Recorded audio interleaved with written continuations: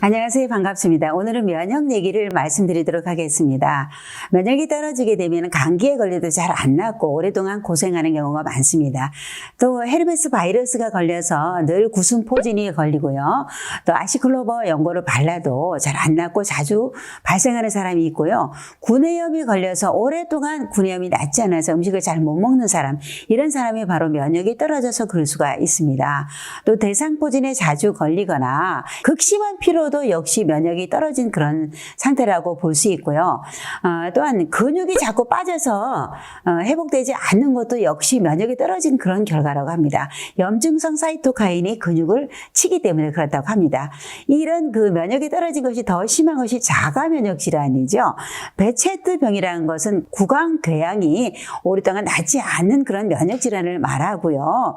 또 류마티스 관절염이라든지 루푸스, 하시모토 갑상선염 같은 경우도 자가 면역 질환입니다.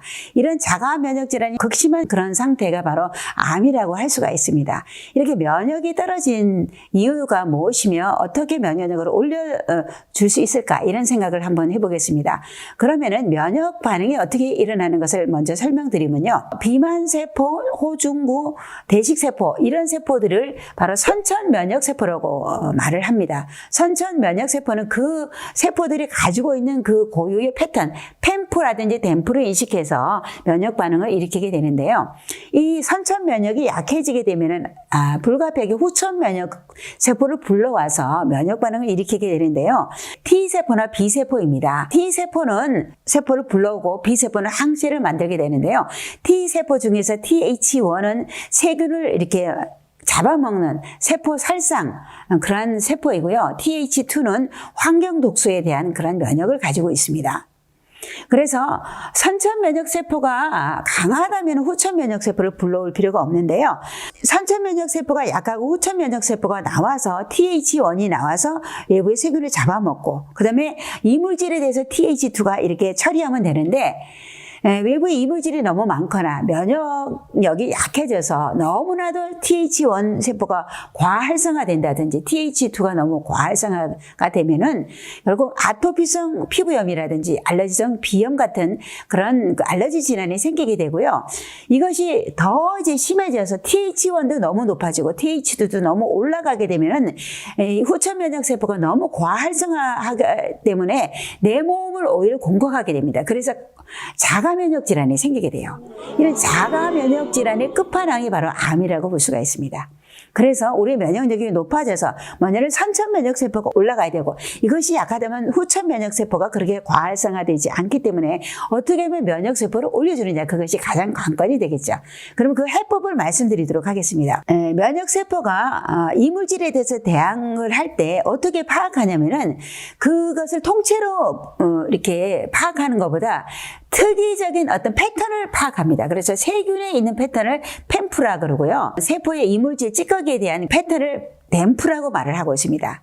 그래서 선천 면역세포는 펜프나 댐프에 있는 그대로를 파악하게 되는데요. 후천 면역세포는 가공을 해서 그것을 자르고 잘라서 어떤 그 조직을 인식하기 때문에 후천 면역세포는 이 가공된 조직을 인식하다 보면 오류가 생깁니다. 그래서 이게 적군인지 아군인지 잘 구별하지 못하고 내 몸을 공격하는 것이 바로 자가 면역 질환이다, 이렇게 볼 수가 있는 것이죠. 그래서 가능하면 선천 면역세포를 올리는 것이 굉장히 관건이라고 할 수가 있겠습니다. 이 세균의 패턴인 펜프, 쓰레기 같은 조직의 패턴인 댐프를 인식할 때 이것을 받아들이는 수용체가 있습니다. 그것을 패턴 인식 수용체라고 하는데요.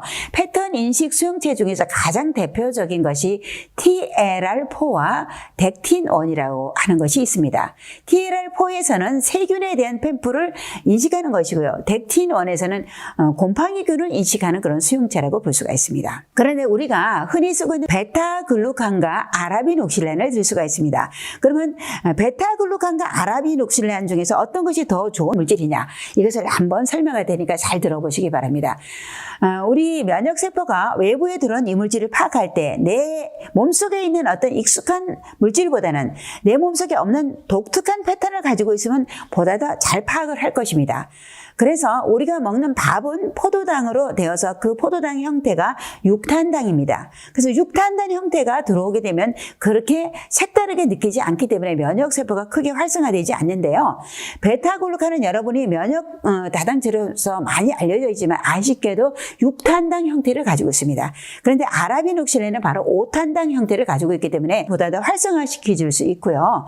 거기다가 베타글루칸은 6탄당 형태의 13결합에다가 16결합 이 사이드 체인도 역시 6탄당 형태로 되어 있기 때문에 크게 면역 활성을 올려주지 못하는 그런 단점을 가지고 있습니다. 하지만 이에 반해서 베타글루칸은 5탄당의 이 구조를 가지고 14 체인, 메인 체인에다가 16 체인에 아라비노즈나 자일로즈와 같은 5탄당 형태가 곁가지로 있기 때문에 매우 독특한 형태로 우리의 면역세포를 자극하기에 매우 좋은 그런 형태를 가지고 있습니다. 거기다가 다른 점이요.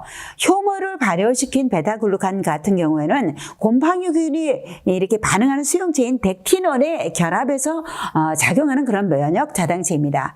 그런데 우리가 무좀이 잘 안 낫는 이유가요. 곰팡이균 자체가 위험하다기보다는 이 곰팡이균 자체가 우리 몸에 크게 면역세포를 활성화시켜주지 않기 때문에 무좀을 고치기가 어려운 것입니다. 그런데 호모균을 발효시킨 이 베타글루칸은 호모균 자체가 곰팡이균이잖아요. 곰팡이균이 결합하는 수용체인 덱티논에 결합을 해서 면역세포를 활성화시켜주기 때문에 그 면역세포를 활성화시켜주는 그 효율이 그렇게 높지 않다는 것이죠. 이에 반해서 아라비녹실라는 5탄당의 특이한 구조를 가지고 있을 뿐만 아니고 TLR4에 딱 결합을 해서 활성화시켜주기 때문에 베타글루칸에 비해서 5배 내지 10배 정도의 발성 정도가 더 높습니다. 이 500mg의 아라비녹실라가 동일한 그런 면역력을 가지려고 하면은 베타글루칸은 5g 정도의 성분을 먹어야지 가능한데요. 5g의 베타글루칸은 굉장히 비쌀 뿐만 아니고 너무 많이 먹게 되면 부작용 때문에 먹을 수가 없게 됩니다. 그래서 여러분이 나는 항상 감기에 걸려서 잘 낫지 않는다. 또 구순포진이 잘 걸리고 구내염이 잘 안 낫는다.